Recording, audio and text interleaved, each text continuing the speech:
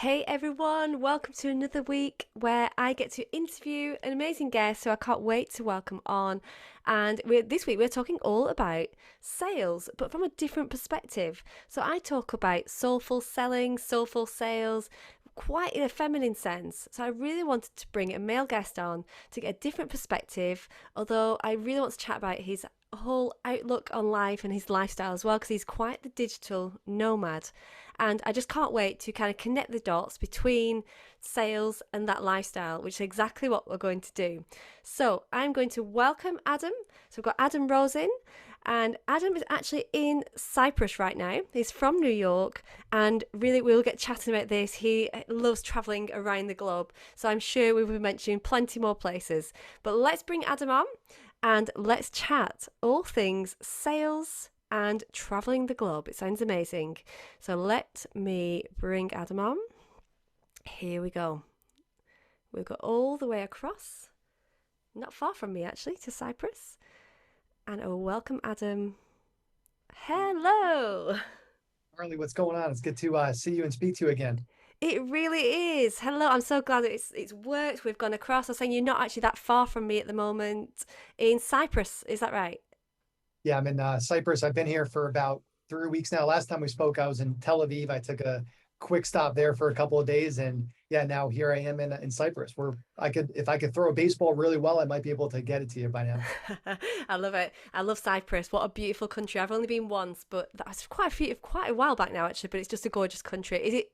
I'm looking at the fan. I'm assuming it's absolutely roasting over there. Is it really hot? Not too bad right now. It's actually like the temperature is perfect.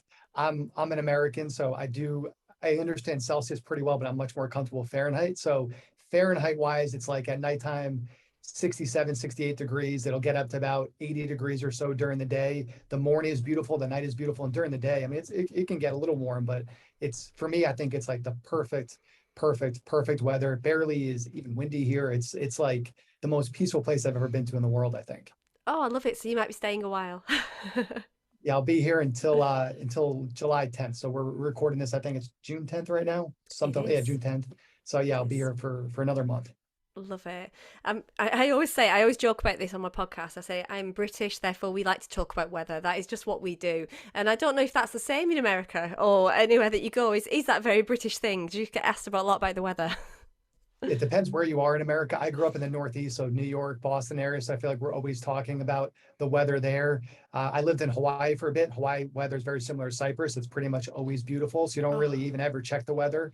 But in New York, in the Northeast, really, it's constantly, is it raining today? Is it going to snow today? Is it going to be sunny? You're always checking the weather to see. But yeah, I've met so many people here, from England, throughout the UK. So it's in America, it's a very rare place to go to just because it is kind of a pain to get out here from America. So I don't know if I've met really any Americans out here, but I've met a lot of people so far from the UK that are over here.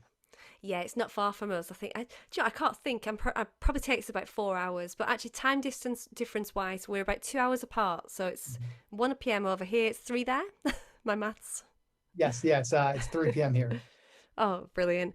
Well, I'm just so glad that we can finally have this conversation. So, anybody sort of listening on the podcast or watching on YouTube, we had to just reschedule only a couple of days, but I've been full of a cold. So, apologies if I still sound a little bit nasally, but I feel much better today. And not to put any pressure on Adam, but I'm sure you're going to bring the energy. So, if I do have any sort of dips in energy, no pressure on Adam, but I'm sure that you're going to bring that bring that vibe as well. I'll do what I can, but I feel like so far you're battling through that cold really well. I couldn't even notice it. I almost forgot you actually had that cold, but I'm happy to hear you're feeling better and you're a trooper for battling through it today.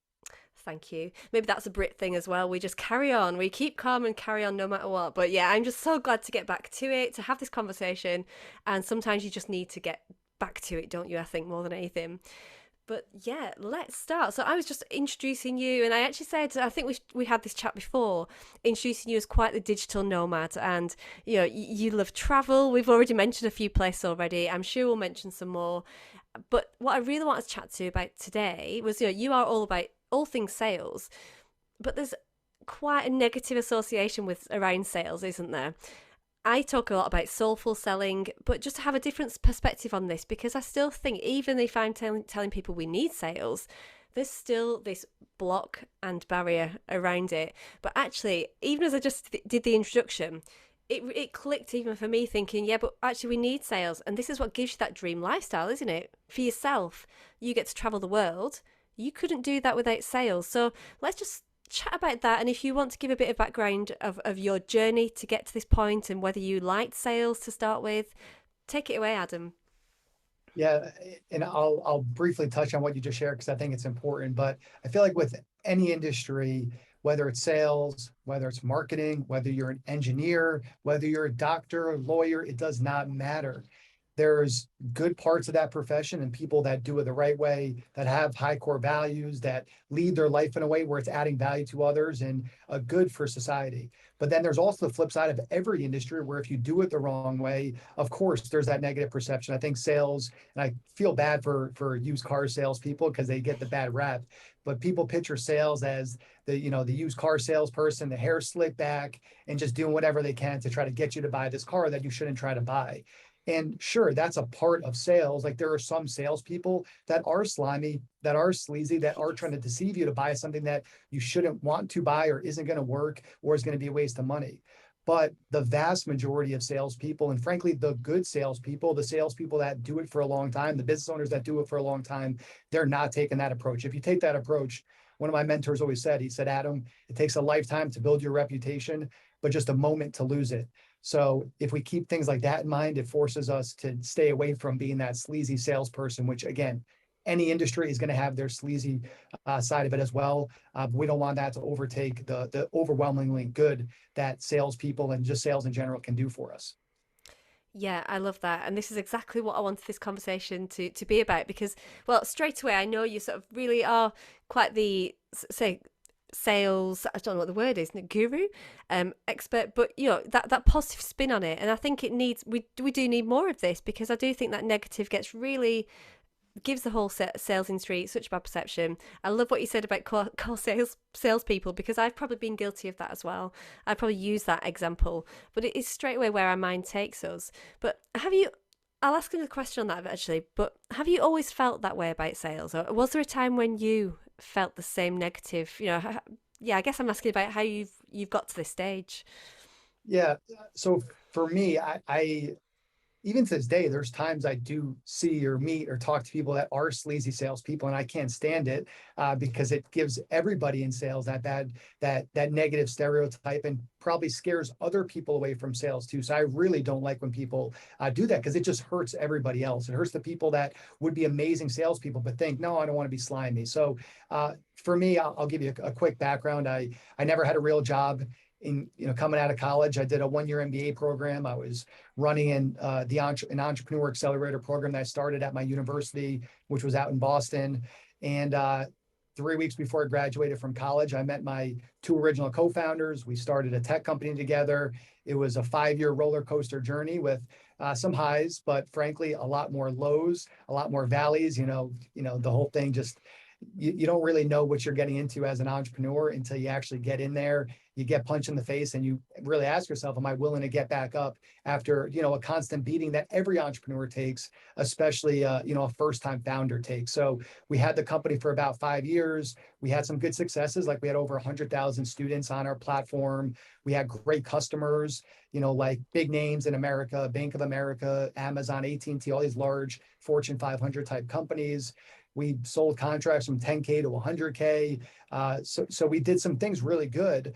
And we did sell the company back in 2019, which, people hear and they're like, wow, you sold your company. You're, 27, 28 years old, however old I was at the time.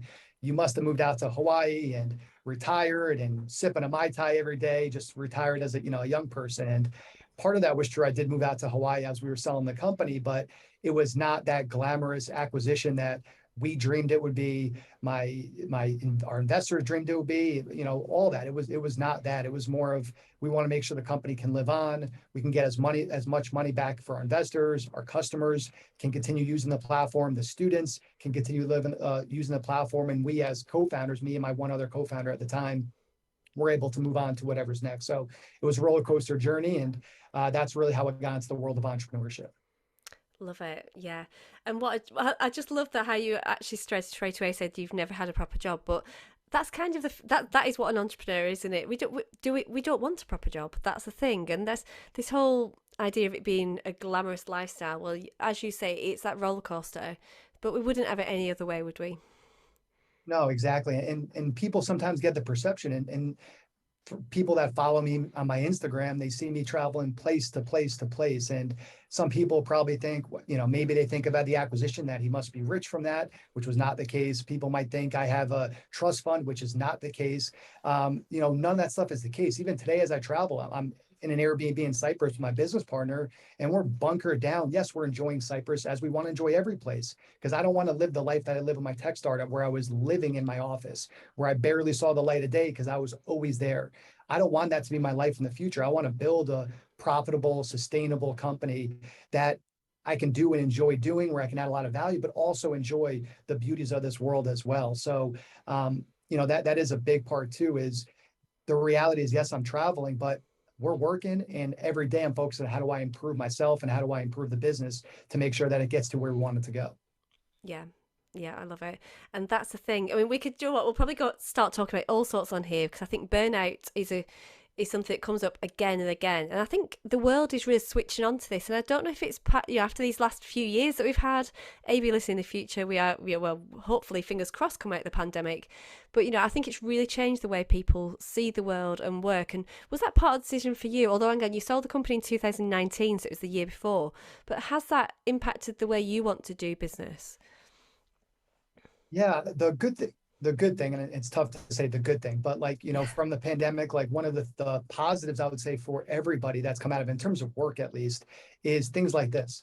We're doing this from, you're in England and I'm in Cyprus right now. Sales meetings I do, everybody for the most part is, in the United States. For the most part, every new customer we talk to is in the United States. You know what's in common with every single customer we have, as well as every single call I have related to my business? And these are people that work at corporations. Every single one of them is in a spot like us. It Yeah. looks like you're in a home office. I'm in a home office. Everybody is now able to do these virtual meetings from anywhere in the world, which does allow it where, yes, there are certain businesses where you need to physically be in a location, but if you're able to master the art and the discipline of sales, of building a product that has value, um, you could do it from anywhere you want in the world if that's something that you desire. Yeah, it's quite an exciting time. I was only thinking of this last week. I think I'd had a week off and then I ended up getting ill, so it was like more forced time off. But just that factor that I can just take my laptop. I mean, I've got children, so I can't quite do it as easily as that. But in essence, that I can just take that laptop, take it anywhere, and work. And I think you're right. I think these last few years, that's only really just come about. And it's kind of what everybody wants, isn't it? I work a lot with probably parents actually, sort of a lot of mum. I nearly said the word mumpreneur. I can't say that, and I don't like that word. But there's a lot of people just wanting freedom and flexibility for whatever reason that is, and that's what this almost new world, in a way. I don't know about. It's kind of a new world of doing business, but has given us. I think the interesting thing about the F word that you just said, the word freedom, it's something that I think we all desire. We all say we want freedom because it sounds great. But I think the other reality is, when you say we want freedom, but then when we get freedom, how do we use that freedom? Ooh, And that's the challenge. Because if we do have that freedom, what are we doing with that freedom? Like even right now, I'm in Cyprus. We have a really good team that's working with us that does a great job of managing the clients. We have some good clients right now. It'd be very easy for my business partner and I to say, you know what, we're just going to spend the weekend and go on the boat for the next 3 days and do whatever. But that's not what's best for the business right now. Doesn't mean we can't enjoy those types of things. We want to enjoy those types of things, but with freedom does come responsibility, and that's where we have to have the really the personal, the self-awareness to know, what do we do with that freedom, and can we handle that freedom? Because depending on what time in my life I started this business, I wouldn't be able to handle the freedom that we have today. I can only handle it right now because of all that crap I went through, really, from running my tech company for 5 years. yeah. Oh, I like this. Let's chat about this a bit more because, again, I think that sort of idea of freedom, because it's taken me a long time to get to this. Actually, taken me the opposite. I was quite the workaholic. I would think that I was sort of failing in my business unless I wasn't working. If I was working till midnight, get up straight away, work on it, and try to work everything else in between. It's taken me a long time to do the opposite, where I've started to relax and enjoy more freedom. But actually, what you're saying is people may even come into this. I suppose they might even come into entrepreneurship, seeing that glamorous side of it, thinking actually it's freedom all the way. But it's getting that balance, isn't it? I mean, how do we do it, and where do we start from whichever side of the scale, the flip of the coin, whatever you say, we're on. Whether it is that we actually struggle to have that downtime and that freedom, or that we come into it thinking we're going to get all that freedom. Where is that middle ground, and how have you found it?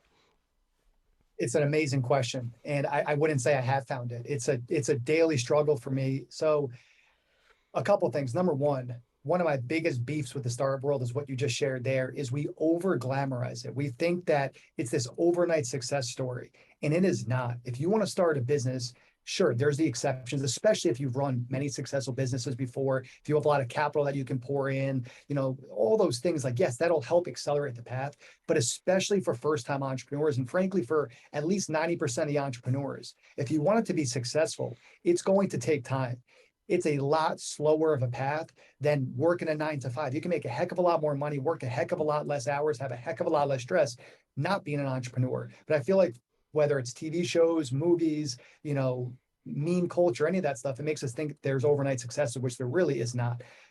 So that's number one. Number two, in terms of what you're sharing about, this kind of work-life balance. And I'm similar to you. Like, even now, if it's a Tuesday and I'm not working at, 2 or 3 p.m., I'm at the beach, I feel this guilt. Like, Yes.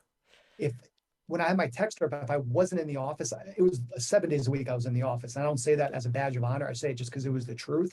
And it's almost pathetic in a way because we worked so damn hard and failed so hard. But if I wasn't in the office on a Saturday, I literally felt guilty. And people would be like, what the hell is wrong with you? Like, nobody works on the weekends, yet you're there every weekend. And if I wasn't there any weekend, if I was at a wedding or whatever else, I would feel guilty. So it is a daily struggle, and just finding what that balance is for you. And most important, it's not about the hours you put in. It's about the quality of hours. What are you working on? Is it actually adding value, or are we just behind our laptop just to remove that guilt from ourselves? And that, again, is a daily struggle for me. Am I working on things that actually matter and are actually adding value? Oh yeah, I mean we could work on all sorts, couldn't we? And they always say about working on things that give you, bring the most to your business, but we can still procrastinate and still work on things that aren't going to bring us things as well. It's just part of it, isn't it? And I feel, as you said that about the guilt, yeah, I definitely feel that, and it's taken a long time, but actually I'm starting to relax and enjoy a bit more freedom. But something I'll just share with everybody, and I did share it on my Instagram stories. Not last week, the week before, I joined like a networking. It's a luxury online business networking group, and we actually had a spa day. So part of that networking is going to a spa day, and that was interesting for me. That actually the guilt suddenly went, because I did go and have a couple of nights away, actually child free, went and enjoyed it. But I just wonder, because the intention was networking and because it was still a business thing, that then allowed me to not feel guilty. So it's interesting, isn't it? It's getting that balance. That was still something for work. That is the only way, in a way, that I could enjoy that spa day. So how do we start to break free from that guilt? And I know you say you haven't got it sorted yet, just yet, but let's have a chat about it. Let's see if we can figure something out, Adam. Let's see if we can get rid of that guilt. Yeah, I love that. So my thought is always around, how do we energize ourselves every single day? And part of it is ironic. My sister, she has a company called Energizing Habits, GabrielleOhm.com, giving her a shout out. She's amazing, super proud of her. And she teaches people, and she teaches workshops about how do we energize ourselves? How do we get ourselves in those times that we all go through? I don't care who you are. We all have those times in the day where we feel like it's a drag. We're not in the mood, maybe we're not in the best mood. Maybe we're tired, we're sleepy, we're lazy, whatever. And how do we get ourselves to be energized? So for me, I'm always thinking about, what are those things that can energize me so that I'm producing the best work? Because if I'm energized, 2 hours of me at my best is a hell of a lot better than 8 hours of me just trying to get by and just trying to force myself to do something when I know I'm not feeling it. My head is not in the right place. I'm grumpy. I'm tired. I'm, lacking conscientiousness. I'd rather be locked in for 2 great hours versus just forcing myself to get 8 hours of just blah work done. Yeah, yeah. And actually, that's kind of an approach that I started to take because then you don't feel the guilt exactly the same because you've got super focused time and you know it's effective time.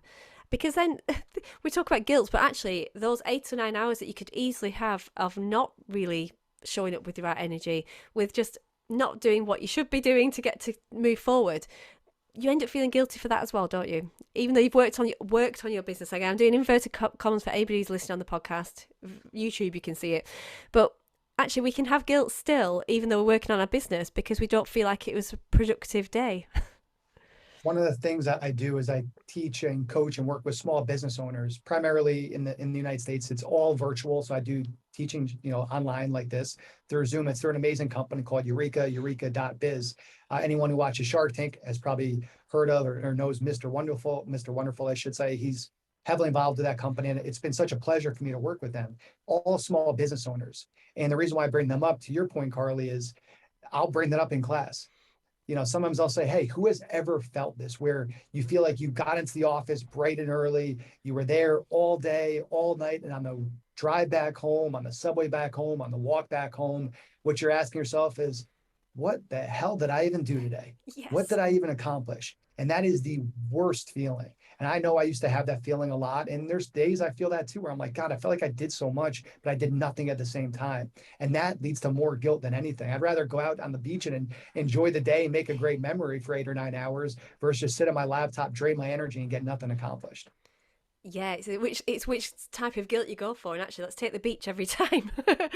But how can we start to focus that? I mean, let's talk about what we're talking about as well, because it is all connected about sales. But actually, what we're saying this directly impacts that because it's getting our headspace and our energy in the right into the right mode for those sales, and it's almost like the and actually. I don't want to keep saying the word sales too much because a lot of what I say is it's all about how you show up. It's about having a strategy. It's about having your message. It's your personal brand. It's not all about the sales, is it? But the energy, your energy has to be in the right place for any of that, doesn't it? Whether it's consciously or subconsciously, we all can pick up on energy. Whether we meet someone in person, whether we do it virtually, whether we just hear them over the phone, it doesn't matter. We all can pick up on energy. And energy tells a lot of times the whole story. Do I know this person? Do I like this person? Do I trust this person? Do I believe that they can execute on what they're saying they can execute on? Do they sound confident or do they sound like they're lacking confidence? Are they talking too fast and trying to, swindle me into doing something? Our energy plays a huge role in terms of liking someone and trusting someone. And for me, sales is it's all about connections. Do I trust you?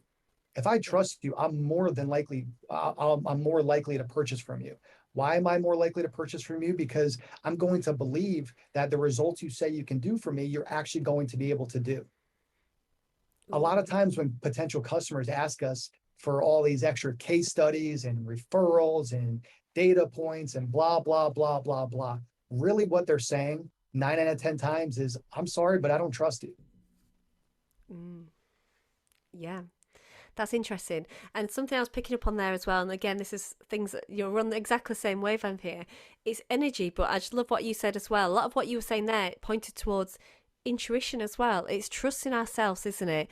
It's the energy that we put out there, but then when we're looking for the sale as well for other people, it's trusting and listening to ourselves. And I guess it's I mean, let's put together a little bit of a almost like a checklist or a cheat sheet or there's Mhm. something I'm thinking about what do we need when it is sort of asking for that sale or just sales in general. We've said about having the energy there, about trusting intuition, but I think that's more from the buyer's point of view.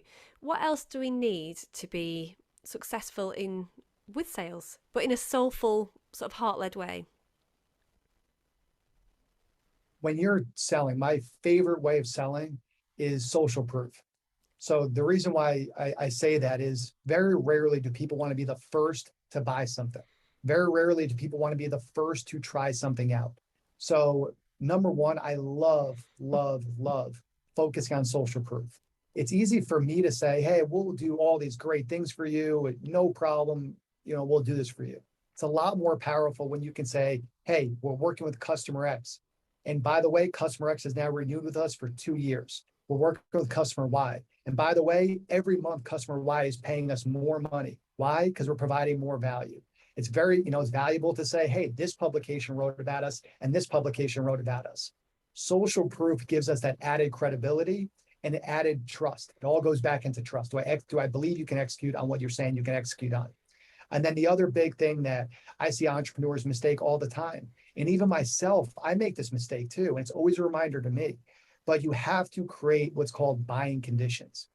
You have to make it easy for that person to buy. There's always a hesitancy from all of us about going through the finish line to make that purchase. It doesn't matter what we're buying.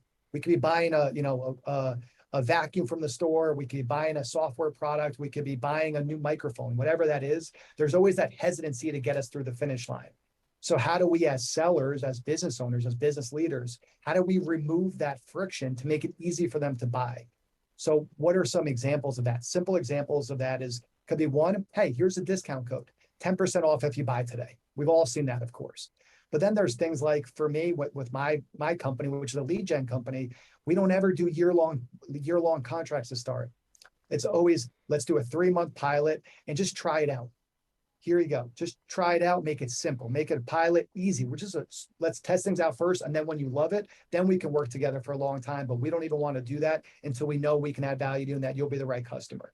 And then number 3 is, how do we increase certainty? Uncertainty will scare every single buyer away. So how do we put certainty into place to make it so that that person has no reason to say no? What's an example of certainty? Hey, here's a guarantee in place. If we don't provide X for you, you get your money back. What we say with ours, if we don't get you a certain amount of meetings, we'll double your money back. We're that confident we'll produce this for you. I know just about no other company in my space does that. We know we'll produce the results. So we love putting guarantees in place. And again, what it does just keeps breaking down wall after wall after wall of uncertainty, so that they now feel certain. They feel they trust me. They feel like the social proof is there, and it can be easy for them to say, yes, let's just get started. Yeah. Oh, I love that. And I love actually the top tip that really stood out there. I mean, all things that I would say, especially social proof, I love that. And I think if people have got mindset blocks around they don't want to sell the self. If we're talking more service providers, coaches as well, that it's quite personal. I always say, well, actually, let somebody else do it for you. Let them sing your praises. That's another thing I love about that. But I quite like the short-term solution that you suggest in the middle, because especially with sort of coaches, I do work with a lot of coaches, as you can tell, and they want to sort of sometimes just sign people up for 12 months. I mean, it's great. You think, well, it's security, it's a long-term commitment, and they're going to help them on the journey. But actually what you're saying there is that can scare people off, can't it? So when it comes to just testing the water, I guess we're saying that you can trust our confidence, that we feel confident that you'll still carry on working with us. Also, it's the objections again, isn't it, that they're feeling a little bit scared? Is that what you would say? That kind of leans into that we can reassure them. Absolutely. Like, I like to relate things from business to personal stuff, and just think about dating wise. Like, if I'm a single guy, so it's like, for me, if somebody said to me, Adam, this woman you're going to go on a date with tomorrow, you can go on a date with her, but you have to commit that you're going to be dating her for the next year. So you can go on this date, but for the next year, that's your girlfriend, and that's it. But I've never met her. I've never really gone on a date with her. So I don't really know what that's like, versus, hey, just go on one date. And if, we like each other, we enjoy each other's company, there's good energy, then let's go on a second date and a third date and a fourth date. Then, all goes well. It's a year later, and now we've been dating, and we remove that friction. So how do we just make it easy for people to take that first step? And what I've seen, typically when people are very hesitant to do trials, very hesitant to say, let's just go on one date. Instead, I want to date for the whole year, which obviously is a made up example. But if anyone were to say that, what would you be thinking? Like, red flag, red flag, red flag. There's got to be a reason this person doesn't trust themselves enough to execute the first time or for that first 3 months. So they just want to lock me in long term. So that's, again, I want to feel them out, make sure they're a good customer. They want to feel me out to make sure I'm a good, vendor for them. And then we could talk about a long-term relationship. But, I'm not trying to marry someone on the first date. No, no.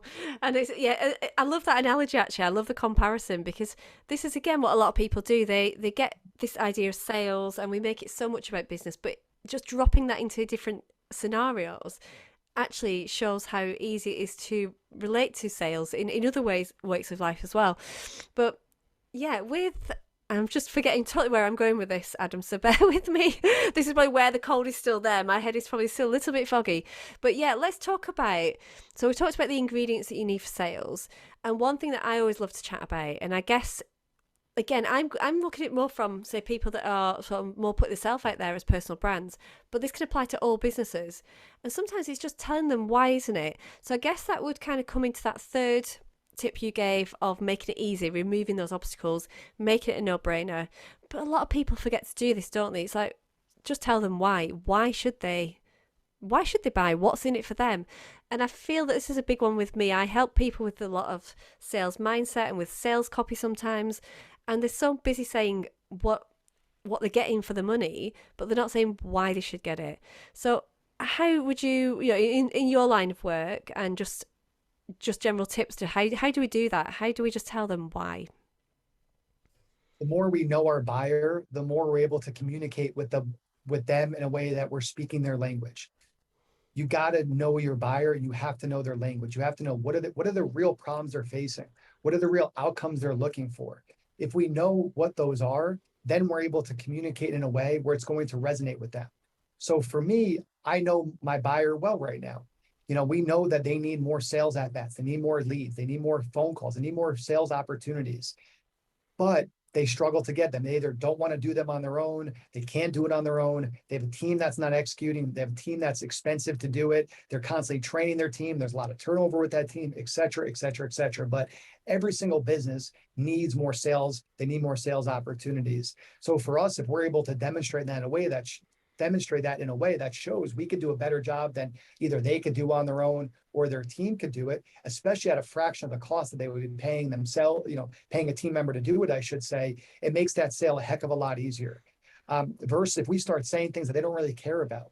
Like if we just talk about like, hey, we're not going to get you a ton of sales appointments, but your brand though is going to grow. More and more people are going to know about your company because we're emailing a bunch of people. So they're going to hear about your company, ABC, your ABC company. And they're like, I'm a salesperson. Why the heck do I care about that? I want more sales opportunities. I don't care about people knowing my brand. That doesn't matter to me. So it starts with knowing who your buyer is, what problems are they facing, what solutions do they want, what outcomes do they want, and what are their struggles. If you know that, you can communicate that with them in a way that'll resonate. Yes, love it. I talk a lot about again dream clients, dream customers, but really this is for it's no, I won't say any customers because we do want nice, easy, flowing customers. We don't want problematic ones. But that all starts with this as well because the more you get to know them, you're actually more likely to attract the customers and clients that you want to attract and less of the ones that you don't as well. So let's talk about that because as much as we're saying that getting to know them, it's actually getting to know again, I always say get to know who you don't want to attract as well.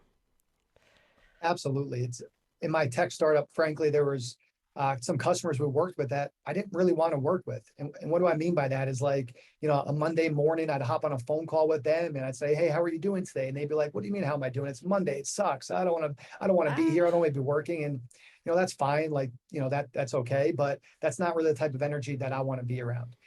So it's really knowing like what types of customers do you want? So for me, part of it is an energy thing, but the other part of it too is if we're not going to produce for you, if we can't add value to you, I don't want to work with you.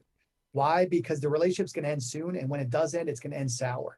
So I'd rather do more work up front to make sure that they're a company that not only we can work for 3 months during that pilot, but we can work for a long time, years and years and years, however long we have the business for, because we know we can add value to them. So those are really the two things. Really, number one is, can we add value? And then number two, if we can add value, is this someone that I want to work with?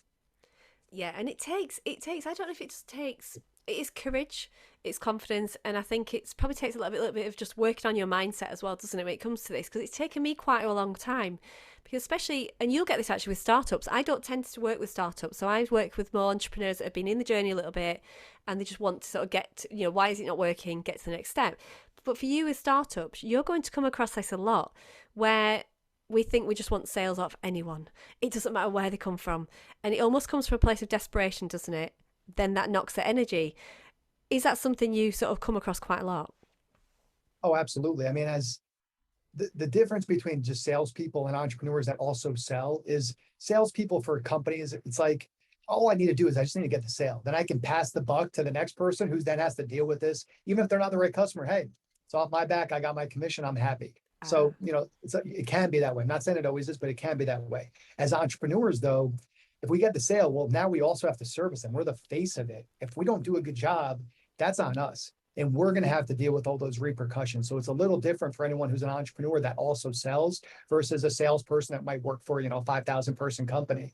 But yeah, first of all, nobody wants to buy from a desperate buyer. People can smell desperation off of you. I don't care if you're 7,000 miles away from them. They can smell that desperation. And we don't ever want to act out of desperation. If we act out of desperation, that desperation is going to flow to us to that next call, that next day, that next meeting. So we never want to act out of desperation. Nothing good comes from that. oh yeah, and I'm going to pick up on something that you mentioned there. I think that's really important. I just love how you've just differentiated between salespeople and entrepreneurs that sell. Because for somebody else, the question might be, well, it's all sales, and somebody who works in sales might even start saying that as well. Because I think, and this is what I hopefully we'll start talking. Well, let's talk about this as well. This is where I start to say about things being soulful and soul-led sales, soulful selling. It starts to feel a bit wishy-washy. It starts to sound a little bit fluffy, but actually, this is important because it's us that are doing the selling. It kind of needs to feel that way, doesn't it? Compared to, let's say, a salesperson who can make the sale, move on. I just love what you did there. There's not really a question. I guess it's for you just to expand on that. But there's a massive difference, and this is the people that I work with. They want to feel connected to those sales. They don't want it to feel like just made the sale and moved on, because we have to deal with the fallout, don't we? Exactly. If the customer is not happy, that comes back on us. If the customer is not happy, we're the ones that have to deal with the repercussions of it. Even if we have people that are running the customer success or the customer management, we're still the ones that have to deal with those repercussions. It still will fall on us. So that's, for us, it's always, how do we make sure that we're able to add customers that we know we can add value to. Well, it's a knock on effect, isn't it? Because even the pointers we've talked about so far about social proof, if we get this, it starts here, doesn't it? It starts with us. I always say about it, my little saying actually is make it all about you with a little strategy too, because it starts off with us, our mindset, how we operate, what we think about sales, I guess, in this state, in this instance, and the energy that we put behind that. Because if we do that wrong, it's going to snowball. We're not going to get that social proof. We're not going to get people coming back. So it's really doing the work first, isn't it? Is that what is the core of, even for yourself, even more business to business, would you say? It's still getting that mindset right. Yeah. I mean, probably my greatest accomplishment in speaking for my co-founder as well, our greatest accomplishment with our current business, we are sales minded people. We love to generate new business, generate demand. But what we're most proud of, because we struggle with this so much in our tech company, was retention. That was our biggest problem. Why, we didn't sell the company. It wasn't retired on Hawaii, living in Hawaii at 27, 28, was because our retention wasn't good enough. Here, we've never lost a customer, and every customer has paid us more money over time because we're providing more value. So that was because we did the early work of making sure we found who we thought was the right customer. We didn't know that in the beginning because we didn't have any customers at first. But then we focused so intently on how do we build product market fit to make sure that our customers are happy. Because if we can make one customer happy and we can make one customer, want to renew and give us more money over and over and over again, we could probably find a second, a third, a tenth, 1,000, whatever that number is. Yeah, it's building relationships, isn't it? And it's getting to know them right from the word go. And I think, again, this links back to the desperation side of it, because a lot of people, even when they come to me, actually, they sort of, I don't want to say expect miracles, but sometimes they've invested a lot to get to this stage, and you might find this as well. People have got a startup, they've done everything that they should be doing. I say should quite lightly. They've invested a lot of money into it, and that this is a place of desperation. It's like, I need sales. Maybe they've got external pressure. If they've got a partner, if they're down to their last bit in their bank account, that's where the desperation comes in. But actually, they want to then jump ahead and skip this essential part. This next step is the nurturing and the getting to know who they're talking to, getting to know them, making connections. But you can see, can't you, straight away, even myself, I've been there in the past where you just feel like you need to leapfrog, but you're never really going to get to there if you don't do that initial work. I made this mistake with my tech startup. I see, especially companies in the tech startup world, but really, it's so many small businesses and entrepreneurs make this mistake, and I get it. Like it was painful for me for really the first 12 months to not. We had our first three customers, and we had other people that wanted to work with us, and we said no. We're just going to hold this because we want to make sure that the business pulls us. Once the business pulls us, then we're going to, and we have the systems and the foundation in place, then we're going to run and get new customers. But until then, we're not adding anything else. And it was tough. I mean, we would have wanted to get more money, of course. We wanted to grow the business, all those things. But for us, it was how do we make sure we have that product market fit? How do we have that foundation built where we know that customers actually want what we offer? Because anybody, you can sell a dream, you can sell BS to anybody, and they can buy once. But that doesn't mean you're a business. Yeah. If you have to lose your customers and get new customers always, that ain't a business. It's just not. But if you have a business where your retention is strong, people are renewing, they're giving you more money, then it's how do we build the systems to just get new business? How do I build better systems to manage our customers better, to take care of our customers, to produce the product, et cetera, et cetera, et cetera. But you got to have that product market fit, and then you got to learn how to sell. Yeah, and I love that. And there is a statistic, and I wish I had it to mind at the moment, about retention versus getting new, and just how much easier it is, and how much more revenue people probably make from these existing and returning customers compared to getting brand new. But people focus all that attention on getting the new ones in, to the point where you can see where people almost sort of forget about the existing ones. I mean, some companies even do it, don't they? They'll get a new shiny incentive to get that new person in and kind of forget about their old ones, but actually they're where the gold is. It's crazy, isn't it? Yeah, I was having this conversation last night with one of our first customers, and I was talking to him, and we were talking some strategy for his business. And one of the things that we talked about was, hey, just so you're paying a lot less now than our current customers are, and every new customer, they're paying more money. And he's like, don't worry, we'll make sure that this next contract, we'll take care of you. We'll pay more and all this stuff. And yes, that's appreciative. But I also said to him, thank you. But I also appreciate you guys, because in the early days, we were figuring out all this stuff. We didn't know any of the stuff that we're doing today. We would not be able to do without those early customers. So you always want to take care of those early customers, especially if they're the right fit. Yeah, yeah, you do. And that's, I think, so many people forget to do that. But let's talk about the one thing we really want to chat about as well, was about this whole idea about needing sales and the mindset behind it. Is there anything more we can chat about with that, as in, I don't know, from a mindset perspective, that you've been able to sort of travel the world, even myself, just be able to work from home and to give me that lifestyle that I really want to have? It's not possible without the sales. So is that another way we can start to reframe sales away from this negative light that it gets? Something a bit more heart-led, soul-led. It's all the words I like to use. But how can we start to gel with sales a little bit more? You can put it in a much more beautiful way than I'm going to put it right now. But one of the things I share, and I've shared the same type of thing with my mother. I shared this with, some of the people that I teach in those Eureka classes. Like there's this one lady in those Eureka classes. She's the best. She teaches. She has a gym all focused on adults 50 years and older.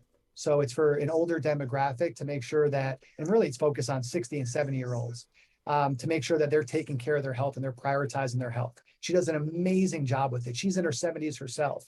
And she has this amazing group that she's cultivated. And that group is like several hundred people that go to these meetups that she hosts. And she's like, Adam, these meetups are, really cost me money, because she doesn't charge $1 for them. And it's a lot of time and money on her plate. But she has a lot of people that are going to those meetups, whether it's virtually or in person. And I said to her, you are not a selfish person. I can tell you're one of the most selfless, like sweetest, hardest working people. There should be more people like you. But I have to tell you right now, you are being incredibly selfish by not charging. Ooh. Now, why are you being selfish by not charging? Because you're not charging, what is inevitably going to happen is these meetups are going to stop. Why? Because they're draining too much of your energy. They're draining too much money. You're not going to be able to sustain it. Because you're not going to be able to sustain it, what's going to happen?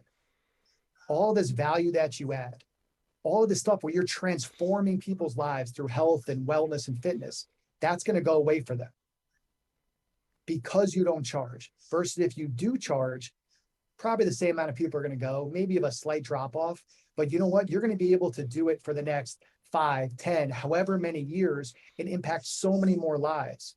So you need to be selfish and you need to charge the money that that will allow you to do this for a long time because you're adding a lot of value. So that's a conversation I love to have with a lot of entrepreneurs because we all get that tight feeling about charging money and are we asking too much? We all get that feeling. That's natural for 99% of the people out there. But in a lot of ways, we're being selfish if we don't charge for the value that we are providing. Yes, I love this. And this is probably a conversation we could have forever because I'm forever saying this to the people that I work with.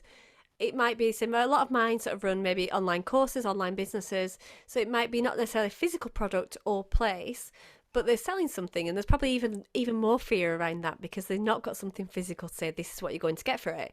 But yeah, a lot of conversations I end up having, it's very similar to you actually, that either not necessarily that they're not charging, but they're not charging enough. Mm-hmm. And same thing as you say, that actually that is doing a disservice to you, first of all, for your worth, but also it's like anything, is it? If we see a service that is cheaper or higher, we don't necessarily go with the cheaper and think, oh, that's a nice saving. We think it's not as good. Mm-hmm. So straight away, the person I suppose that is buying isn't going to put the same energy into it, but also they're going to do you a disservice, aren't they, for not charging what you're worth? Yeah, people need to have skin in the game. If they have skin in the game, they'll take it more seriously. If they don't have skin in the game, it's just not going to work. I know with my tech company, we struggled at times with getting these companies that would pay, sometimes, at least relatively decent money to use our product. They'd buy our software, but they wouldn't use it or use it the way they should be using it. So we said, you know what, let's just make this easy for them. Let's just basically do it all for them. So then we had a team that would basically take all the actions that they were supposed to take and just give them the results. And the results were so much better. Yeah. However, the customers didn't value those results because they weren't doing it. So even though they were getting everything fed to them, because they weren't doing it themselves, they didn't have the skin in the game. It didn't even feel like those results were as good as they actually were. So people, whether it's through money or through time, like we need to put at least some skin in the game so we can even appreciate the value that we're getting. Yeah, this is interesting. And this is again, this goes down a different route, but how many times we've heard this, and I think there has been a switch in this, but especially when I first started doing this, years back online, a lot of people would say about giving your best content for free. And, the whole debate around should you, shouldn't you, about give value as much as you can, give. But actually, people aren't going to value it. We can give them the whole thing, that everything we know, they're still not going to value it until they're paying for it. So what is your thought on that? When people do say, and I think there are probably some gurus out there that still say this, about putting absolutely everything into your content, giving away the book as such. Yeah, there's two sides of it. There's people that I look up to in a lot of ways, like a Gary Vaynerchuk that does an amazing job of just everything you want to learn. He's giving away so much of it for free. And there's a beauty in that. But then there's other people that hide things behind a paywall, and both sides can have their value. If you want to build an amazing audience, it's just give value. Because the truth is, having 1 million Instagram followers, that they are giving you stuff. That is data. Every view you get, that is like them paying you money.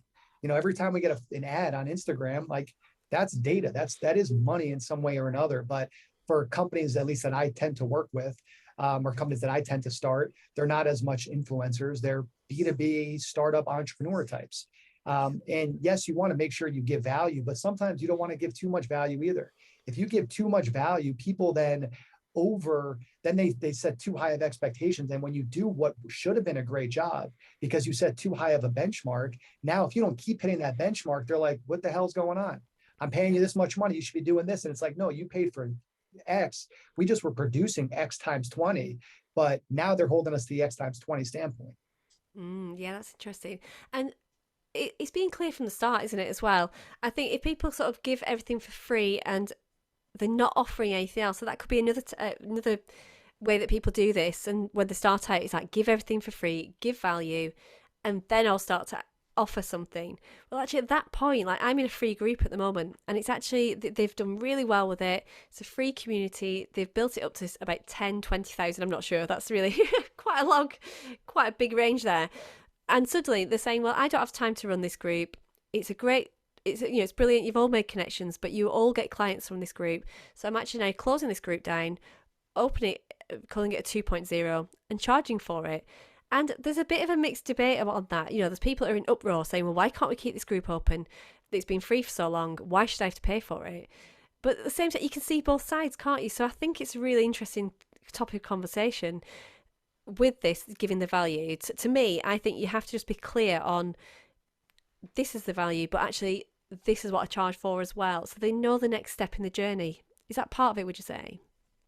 Yeah, absolutely. I mean, there's parts to everything. There's things that I do for free, whether it's, posting something on Instagram or LinkedIn or going on a podcast. Like that's free. That's free content that anyone can listen to, learn, whatever, if they want to consume anything, for me around whatever the topics are. I can teach you also about lead generation, cold email outreach, how to write a good email, how to manage an inbox, all that stuff. And maybe if it's for a friend, I've done it for free before. But even when that happens, they don't value it quite as much. Or if a company will pay me as a consultant to set this stuff up for them. But then there's that next tier. If you want us to actually do all this for you, here's what that looks like. And here's what that fee structure is. So yeah, there's always steps with everything. At this day and age, you have to give things away from free, even just to build your audience and build your credibility. But we should not be afraid to charge for the value that we are providing. Yes. That is, you know what, I feel like that wraps it up really nicely, actually. It really is. When it comes to sales, it's believing in it. It's believing that actually what we are selling is worth it. And I think that that could be a whole different conversation about self-belief. I've had that conversation many of times.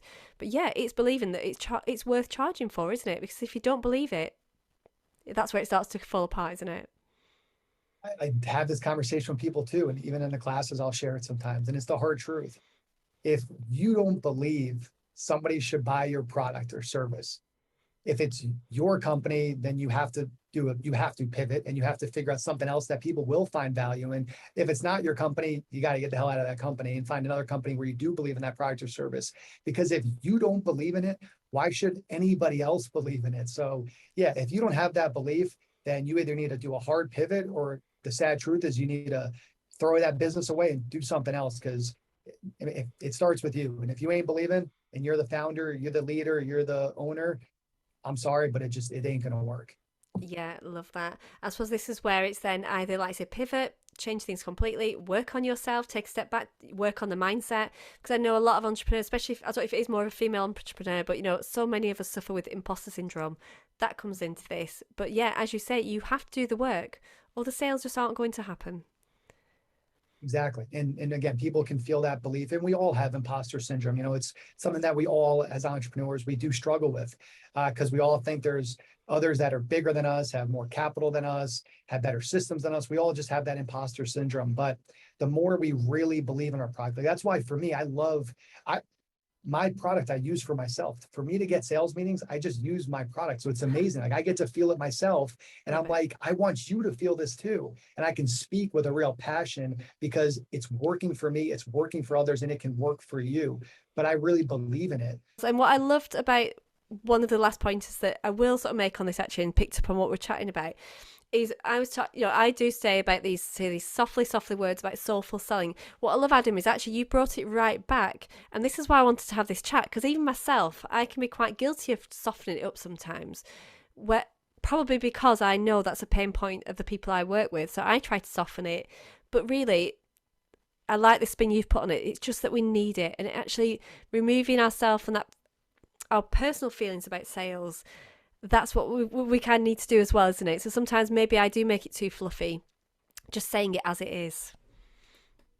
Yeah, I think that sales can be the most beautiful thing, and it's the most needed thing. It's been here since the start of time, and it'll be forever. The sooner we can just remove that negative stereotype and learn the basics of it, learn the basics of sales, your business is going to be better. You're going to be making more money. You're going to be working with the right customers. And the truth is about sales is We all need to know how to do it. We all do it in our everyday lives each and every day. And the best salespeople are the people that aren't slimy, that aren't sleazy. The best salespeople are the ones that are trustworthy, are honest, are people of their word, and are there to try to give you as much value as possible. And if they're not able to give you value, we're able to say no. So the best salespeople are the good people with high core values, not the opposite. Yeah, I love that. And something I picked up on there was just the fact that people can say no. So actually, we get scared of rejection. We get scared of people saying no to these sales, especially when people are doing launches. A lot of entrepreneurs, coaches. I'm about to head into a launch next week, and I've had my own struggles around sales because I get that fear of rejection. But actually, to overcome that now, I think, well, the right people will buy.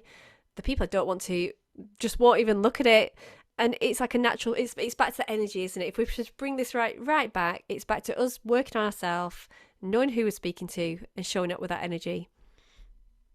Exactly. And rejection is a part of the game. But it's a beautiful thing too. It's painful. We all feel that pain. It can be frustrating, all those things, of course. But rejection is part of the game. Yeah, the best salespeople, best business people are the ones that are able to sell. And again, the best salespeople are the ones that do have strong core values, are not the sleazy, slimy ones. Yeah, and this is it, isn't it? It's just tapping into, again, knowing ourselves, knowing our values, and trusting those, and just being quite authentic with this. That's probably one of the top tips I always give, is being yourself. It's not trying to be what you're not. And that then leads into the trust factor. I mean, we will finish this off anyway, just in case it chucks us out again. But is there anything else you'd like to add to that? A top tip that we've not touched on today about when it comes to sales and this the beautiful art of selling? Let's call it what it is. So beautiful art. We can all master it. I'm a believer of that. But any further tips on that? Yeah, my number one tip is even just number one, we got to figure out who our ideal buyer is. Number two, we have to figure out how we can get as many of those potential ideal buyers to have a conversation with us and want to talk to us. And then number three, how do we communicate our message in a way that shows value, builds trust, so shows things like social proof, and removes friction. So how do we create those buying conditions? Once we do talk to someone who can be an ideal buyer, how do we communicate in a way that makes it easy for them to say yes, removing all that friction from the process? So those would be if I were to round it all up, those are the three things that I'd be focused on as any entrepreneur, business person, salesperson. And then of course, you got to have that product market fit. You got to build that foundation so that when people do come in, they have a system that's going to work and is going to add value. Yeah, and they're getting what they've signed up for, I guess.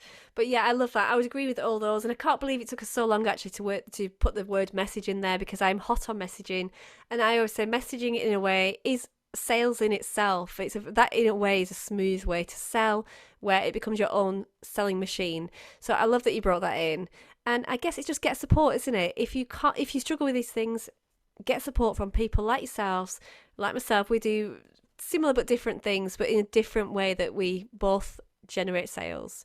But get that support. Absolutely. Yeah, there's people that can always help you out no matter what industry. And again, it's just who do you trust, who do you want to work with, and who has the type of vibe that is something that resonates with you in your buyers. But absolutely, no, I love the work that you're doing, Carly. I appreciate you having me on this. It's been a fun conversation. I really appreciate you having me. Oh, my pleasure. Thank you so much for being a brilliant guest, but it's been brilliant to chat to you. And I think you brought a really different insight even to myself. Exactly what I wanted from this conversation was putting a little bit of a yin and yang to this. So not always just being that soulful selling, but actually calling sales out in a way for what it is as well. So thank you so much. It's been quite an eye opener. Thank you so much. It was a lot of fun. I'll see you soon. All right, see you, Carly.